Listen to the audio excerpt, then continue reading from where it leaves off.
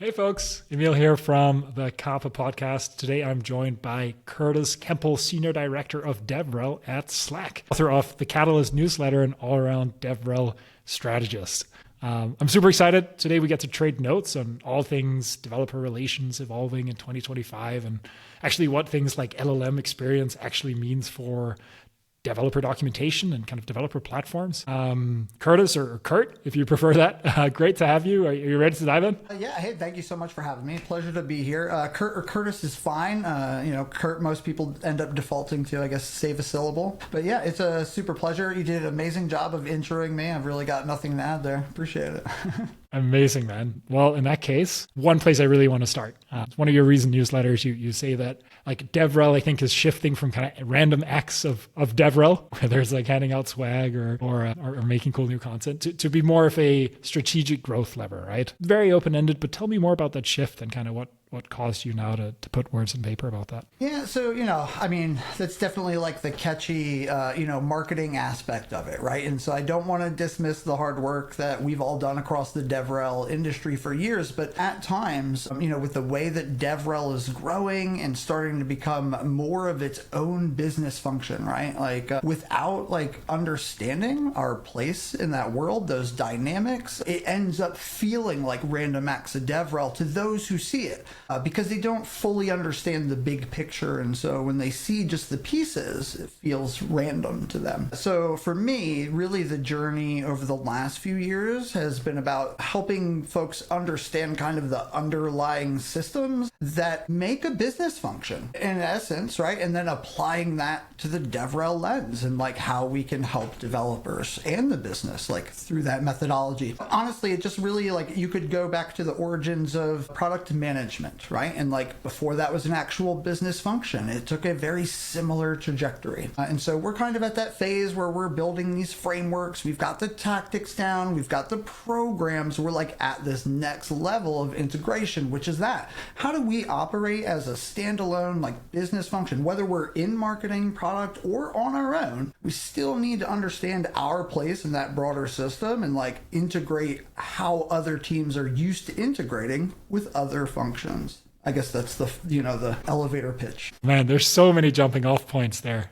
But I guess the first one, I'd be curious, right? If I lead or I'm the CEO of a very developer facing product, much like say Slack is, what are some of the metrics that maybe aren't necessarily vanity metrics that you would ask your DevRel leader to bring to your next sync to actually show that we're no longer doing, these random acts of DevRel, but we are actually thinking more about moving in the same direction that the company wants to go? Yeah, for sure. So companies don't start platforms or even developer first companies, right? They know that there's a reason that we offer things to developers and then that leads to adoption, right?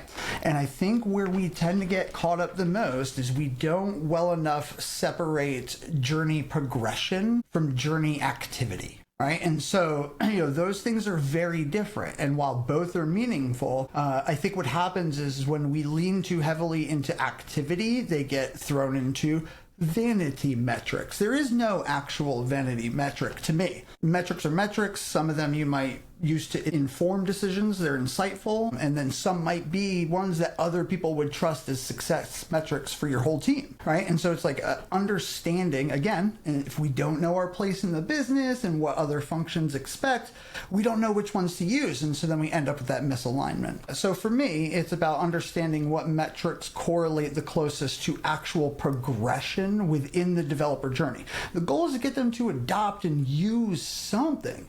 How do you show that they've actually taken a step towards that? If you can figure out what metrics are close to that, you will always be able to show business value, no matter what business you are in. That's awesome, Kurtis. So what I'm hearing you say is, understand the developer journey, figure out what are those magic moments, whether it's generating your first API key, logging into the platform for the first, or the fifth time, or sharing, a code snippet with one of your colleagues for the first time, something that you can instrument and track. that relates to that progression. Absolutely. And real quick, I'll take it from theory to practice. So for us at Slack, what that means is like we know that we want developers to create apps. That's like the first step in that major journey is actually creating the app. Next one is we want them to be able to test that app somewhere. They've got to be able to put it in a workspace and actually say like, is this doing something? And then the next step is once they've been able to do that. Now building all along this, that's where developer experience comes in, also has to be smooth. But when they hit the next progression, they need to deploy that into a workspace where a user can actually use it.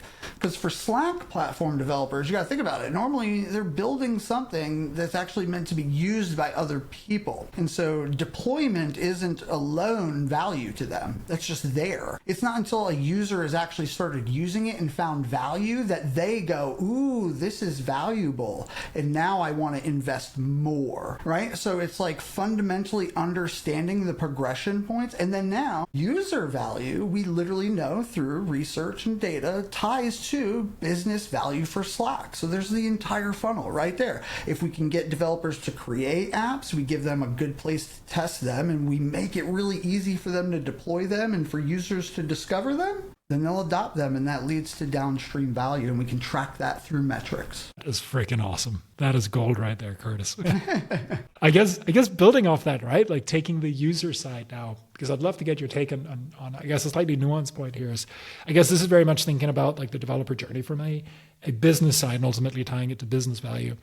That developer journey and developer expectations, they've changed a lot in the last 2 or 3 years. And there's lots of different ways you could probably ask that question, but I guess one of them is around, changing developer habits, whether it's everyone, live coding and cursor, or it's copy pasting LLMs to text. Like things are changing very, very fast.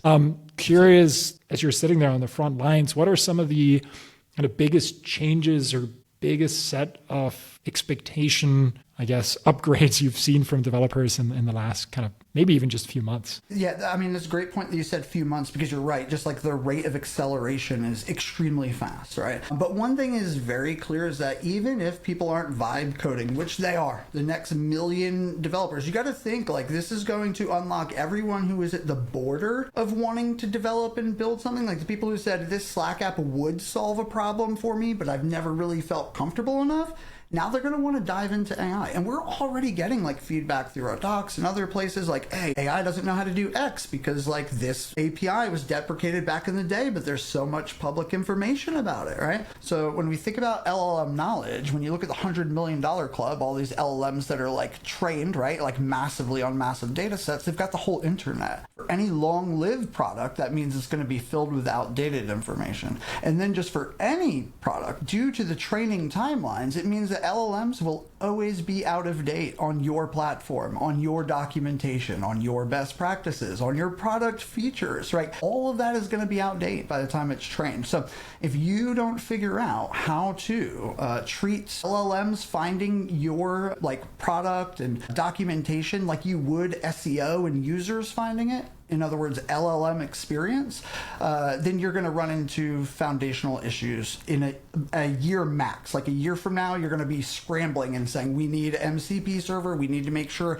all LLMs can get our docs easily. Maybe even it ties into our tooling so it builds best practices instead of it going off and doing it on its own.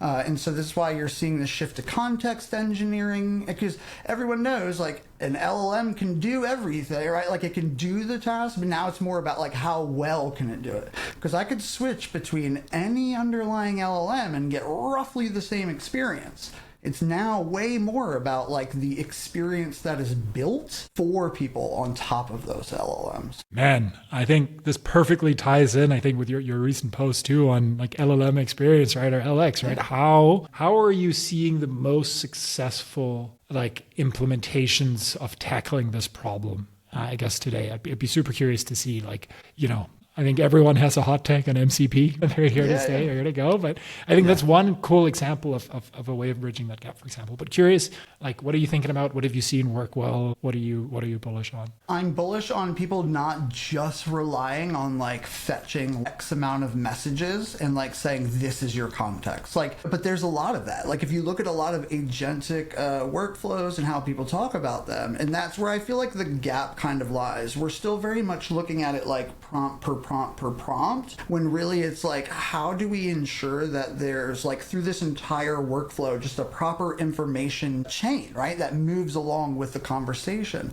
Like, and this is backed by like, you know, like a lot of research and science that's happening now, right? Like, it's just like, it's true. Like, if you interact with an AI long enough, the conversation, your context will drift without somebody actively trying to keep that in alignment, and eventually it will derail. And as people look for these agentic workflows to become more powerful, context windows get bigger, it becomes more long-lived. Like, big context windows great unless it's filled with junk. Like, we're back at like fill the LLM with the whole internet problem, right? So it takes like, you know, it's more like gardening than it is like just, you know, making like a field available, right? Like, I don't know, I'm trying to find other analogies, but it comes to that. It's like, and especially because if you're building for someone else, like, there's two parts to any agentic workflow. You've got like task definition, right? And like updating as you go through the process to ensure the task is completed. And then you've got like that context management. And if you're building for other people, you only control the context management. You do not control the task definition.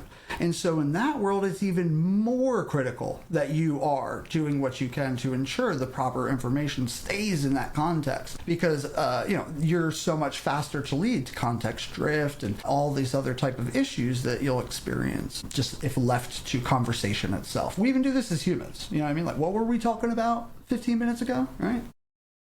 That is so freaking true. I mean, Kurtis, we covered so much ground in what was a very short 12 minutes. I guess, where can listeners follow some of your work, latest and greatest? Absolutely, yeah. So, I mean, go to slack.dev or docs.slack.dev if you want to kickstart on platform. And we have so much stuff coming up over the next 6 months, like really pushing into the AI realm. Like, we're releasing our MCP server, both for developers and admins, like targeted at building and administering on Slack platform, but also an end user one. A good separation of concerns there. That one you can log into, it represents you, and so you can like send messages, create canvases, whatever. So, you know, we understand like what people need from agentic workflows, and we're working very hard over the next 6 months to like bring that to life. Secondly, kurtiskemble.com, about as easy as it gets. You'll find my blog there, tons of writing, stuff like that. And as you mentioned, kurtiskemble.substack.com will take you to the Catalyst. I release like a monthly kind of synthesis of things I'm thinking about, and they generally boil down to like some kind of tangible application or framework that can help you out. We'll leave all those links in the description. Thanks for taking the time, Kurtis. Appreciate it. Amazing. Thank you for having me.